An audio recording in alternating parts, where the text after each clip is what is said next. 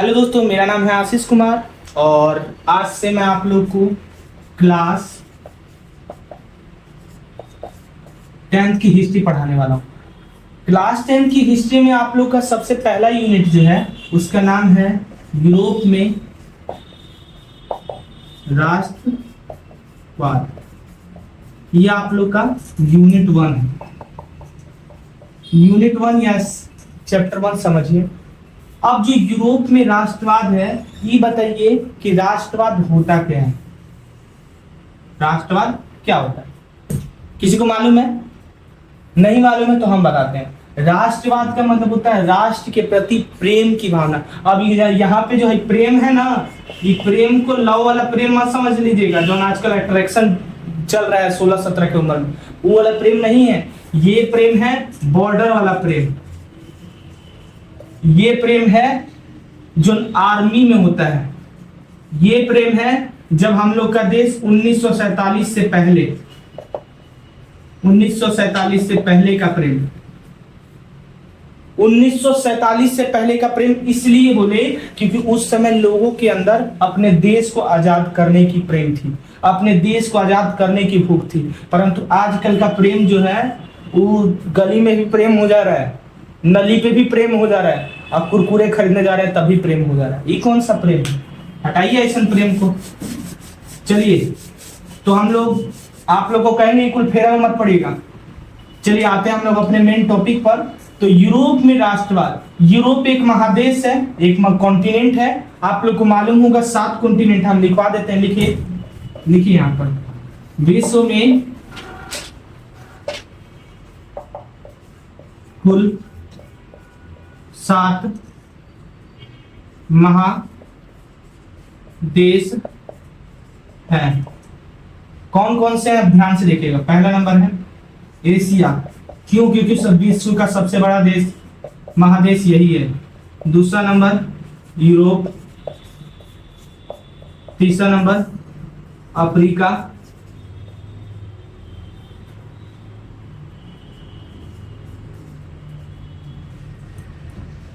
चौथा नंबर उत्तरी अमेरिका।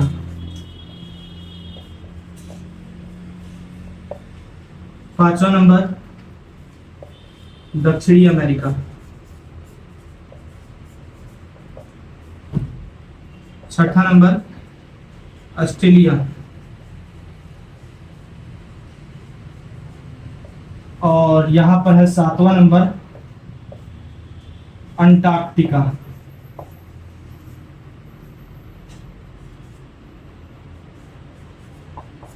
उतार लीजिए सातों महादेश का नाम उतार लीजिए आप लोग को 30 सेकंड का समय देंगे। तो चलिए 30 सेकंड पूरे हो गए आप लोग के। हम लोग अब आगे बढ़ते हैं। तो यूरोप के बारे में तो आप जान गए कि यूरोप एक महादेश है और यहाँ पर 2 नंबर पे हम लिखे हुए हैं। चलिए आगे बढ़ते हैं हम लोग।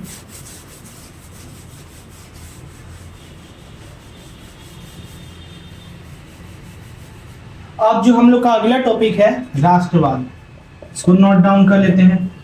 अब ये जो राष्ट्रवाद किया, क्योंकि ये 2 नंबर का क्वेश्चन है, हर साल आता है राष्ट्रवाद। लिख लीजिए एक छोटा सा क्वेश्चन, राष्ट्र एवं राष्ट्र के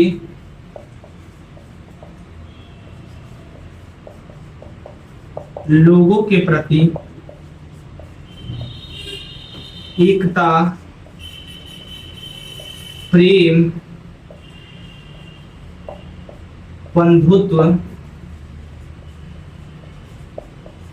की भावना को ही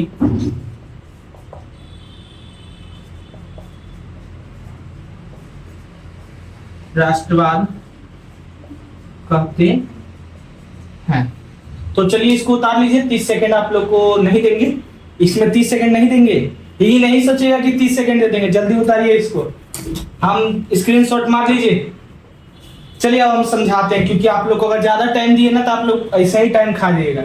देखिए ये बताइए, मान के चलिए हम जा रहे हैं अपने, मान के चलिए हम अभी पटना में है और हम मुंबई गए।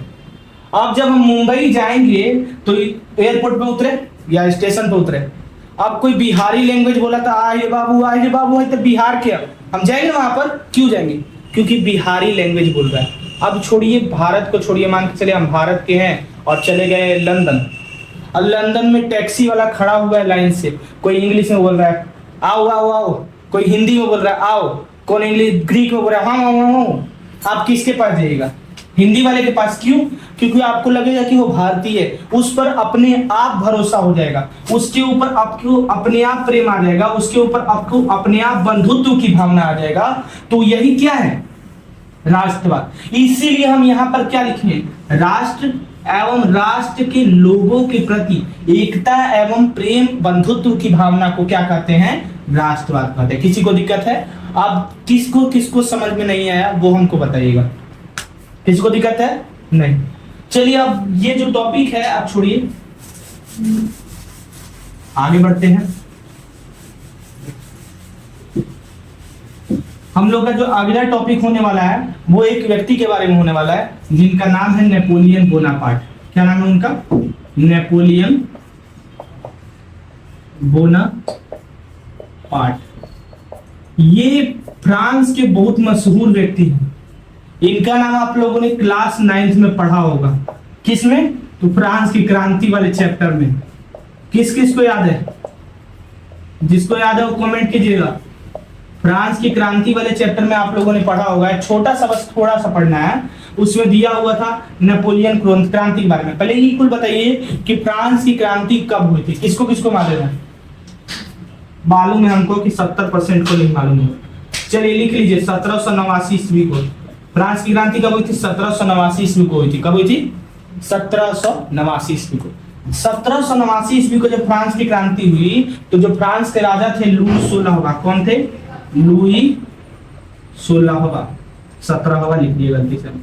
जो लुई 16वां थे इनको हटा दिया गया, इनको फांसी दे दिया गया। और इसके बाद जो अगले राजा बने वो थे हमारे नेपोलियन बोनापार्ट। ये कौन बने?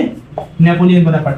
पहले ये फ्रांस की क्रांति में सेनापति थे, परंतु बाद में ये क्या बन गए? क्या बन गए? बोलिए, क्या बताइएगा? राजा। कब बने? 1804 ईस्वी को। अब जैसे ही राजा बने तैसे ही एगो कानून लागू कर दिए, और कानून का नाम भी अपने नाम पे धरे। जैसे मोदी जी अपने नाम पे कुछ भी धर रहे हैं, जैसे मोदी स्टेडियम, गलती मत समझ लीजिएगा। चलिए, इनका जो कानून था उसका नाम था नेपोलियन संहिता। कोई आपसे पूछ ले, ये 2 नंबर का क्वेश्चन आता है, नेपोलियन संहिता किसे कहते हैं? नेपोलियन बोनापार्ट के बारे में लिखे, हम उनके कार्यों के बारे में लिखे। तो नेपोलियन संहिता लिखी गई थी 1804 ईस्वी को। राजा कब बने थे?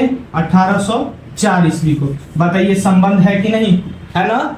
तो 1804 ईस्वी को जैसे ही राजा बने तब ही इन्होंने एक नेपोलियन संहिता कानून लागू कर दिया, और उस कानून में इन्होंने बताया कि आज से सारे जितने भी जो गरीब वर्ग हैं, जो अमीर वर्ग हैं, दोनों बराबर है। किसी को कोई ज्यादा अधिकार नहीं है, किसी को दैवीय अधिकार नहीं मिलेंगे, सभी लोग बराबर है। अब जैसे मान के चलिए कि हम मंदिर में गए, हम लोग भैया गरीब दुखी आदमी ऐसे गए, एकदम सब भीड़ में, सुबह का 4 बजे के लागल, 11 बजे लोटा लेके शिव जी पे जल चढ़े लिया। परंतु वह कोई वीआईपी गाड़ी में से फॉर्च्यूनर में उतरल, बॉडी गार्ड का हट हट हट हट जाके एकदम जल चढ़ा देता। तो ये बताइए कि उसको ज्यादा सुविधा मिला वीआईपी देख के, तो उसको अधिकार ज्यादा था, तभी ना। हम लोग के पास अधिकार नहीं था। अगर होता तो हमको 10 बजे, सुबह के 4 बजे से 11 बजे था, हम लोग को काम नहीं है? सिर्फ इन लोग को काम है? नहीं, क्योंकि हमारे पास अधिकार नहीं है। नेपोलियन ने क्या किया कि सभी अधिकार को मिटा दिया और सब लोगों को बराबर कर दिया। परंतु इसके अंदर एक भावना थी बचपन से कि वो यूरोप का विजेता बनना चाहता था। चलिए पहले ये बताइए कि विश्व विजेता किसे कहा जाता है? मालूम है किसी को? नहीं मालूम है? चलिए मालूम होगा जिसको बता दीजिएगा। विश्व विजेता कहा जाता है सिकंदर को। किसे कहा जाता है? सिकंदर को। विश्व विजेता था सिकंदर, जो भारत में आके सिर्फ हारा था, नहीं हारता वो भारत में भी, परंतु हार मान लिया था। तो सिकंदर जो विश्व विजेता था, उसी तरह नेपोलियन बोनापार्ट यूरोप विजेता बनना चाहता था। क्या बनना चाहता था? यूरोप विजेता। चलिए इसको मिटा देते हैं क्योंकि बहुत ज्यादा गाजा मुझी हो गया, बड़ा बोर्ड भी नहीं है। इसको मिटाते हैं और अच्छे से समझाएंगे। अब चलिए, जो नेपोलियन बोनापार्ट था ये क्या बनना चाहता था? यूरोप विजेता। और यूरोप विजेता बनने के लिए इसने फ्रांस के आसपास का जितना एरिया था सबको अपने अपने गुलाम बनाने लगा। अब उसी बीच में एगो देश आ गया रूस। रूस मतलब इंग्लिश में रसिया। और जैसे देखिए अब रसिया नाम सुन के कब वो खुश हो गया। तो जो ये रूस है इस पर जो आक्रमण कर रहे हैं, देखिए हमको भी हंसी आ गया, कब वो हंस रहा है। जो रूस है यहाँ पर, देखिए हंसी मत बनाइए, आप लोग को हम समझ रहे हैं। ये जो रूस है इस पर आक्रमण किया, तो फ्रांस ने क्या किया? इस पर आक्रमण किया, तो रूस ने इसके जवाब में अपने दोस्त को बुला लिया। दोस्त कौन है इसका? ब्रिटेन है, जर्मनी है, ऑस्ट्रिया है। अब इस सब मिलके क्या कर दिया? किस पर आक्रमण कर दिया? तीनों मिलकर फ्रांस पर आक्रमण कर दिया। बेचारा अकेला फ्रांस और हेने चार गो हरनाकच मिलके एगो फ्रांस के ध के दबा देला सन। और कहिया दबैला सन? 1815 ईस्वी में। और वो जानते हैं वाटरलू मैदान में। कहां दबाए थे? वाटरलू मैदान में। कब दबा दिए? 1815 ईस्वी को। 1815 ईस्वी को वाटरलू मैदान में इनको किसको हरा दिया गया? नेपोलियन बोनापार्ट को, जो पूरे यूरोप का विजेता बनना चाहता था उसको तुरंत एकदम खत्म कर दिया गया। इसका राज भी ज्यादा नहीं चला। नेपोलियन बोनापार्ट को हरा दिया गया। कब? 1815 ईस्वी को। किस मैदान में? वाटरलू मैदान में। इसलिए इस युद्ध को नाम कैसे, जैसे चौसा में जो युद्ध हुआ था उसे चौसा युद्ध कहते हैं, जो बक्सर में युद्ध हुआ था उसे बक्सर युद्ध कहते हैं, वैसे जो वाटरलू में युद्ध हुआ था उसको क्या कहेंगे? वाटरलू युद्ध। क्या कहेंगे? वाटरलू युद्ध। कोई आपसे पूछेगा कि नेपोलियन बोनापार्ट किस युद्ध में हारा था, तो वाटरलू युद्ध। कहां पर हारा था? वाटरलू मैदान में। कब हारा था? तो 1815 में। वियना सम्मेलन इसके बाद बताएंगे, समझिएगा, वो भी 1815 में ही हुआ था। उसके बाद है, पहले अभी समझिए। जैसे ही हारा इसको तुरंत भेज दिया गया कहां? काला पानी की सजा के लिए। पहले जो बताए हैं इसको समझिए, फिर हम आगे बता रहे हैं। जैसे ही इसको काला पानी की सजा, अब काला पानी मतलब ये मत कहिएगा कि भारत में काला पानी होता है। यहाँ पर जो सजा इसको दे दिया गया, इसको भेज दिया गया सेंट हेलेना नामक टापू पर भेज दिया गया। अब टापू पर भेज दिया, इन चारों ओर से समुद्र है, टापू है और चारों ओर से समुद्र भरा हुआ। अब बताइए बेचारा नेपोलियन बोनापार्ट अगर जेल में से छूटबो करी तो कहां भागी? समुद्र में शार्क खा दिया था। तो इसको इस जेल में 1815 ईस्वी में डाल दिया गया। इसके बाद 6 साल बाद इनकर मृत्यु हो गई। कही 1815 में 6 को जोड़िए तो कितना होगा? जोड़िए तो कितना होगा? 1821, यानी 1821 में इनकी मृत्यु हो गई। तो चलिए अब हम इनके बारे में इंपोर्टेंट फैक्ट पढ़ेंगे। अब आप लोग बताइए इनके बारे में आपको जानकर कैसा लगा। हम लोग अब इसका इंपोर्टेंट फैक्ट पढ़ के अब इस टॉपिक को खत्म करेंगे। अरे हम भी पागल हैं, ये जब पढ़ा हुआ रुमाल हम कभी से हाथ में निकाले। चलिए अब इनके बारे में टॉपिक आप लोग को लिखवा देते हैं। तो ये महत्वपूर्ण तथ्य है नेपोलियन बोनापार्ट के बारे में। जन्म का नाम इनका था, बचपन में इनका नाम था नेपोलियन दी बोनापार्टी। इनका जन्म कब हुआ था? 15 अगस्त 1769, यानी गांधी जी के जन्म के समय से 100 साल पहले चल दिए। मृत्यु हुआ था 5 मई 1821 ईस्वी। फ्रांस की क्रांति के समय ये क्या थे? ये क्या थे? सेनापति थे।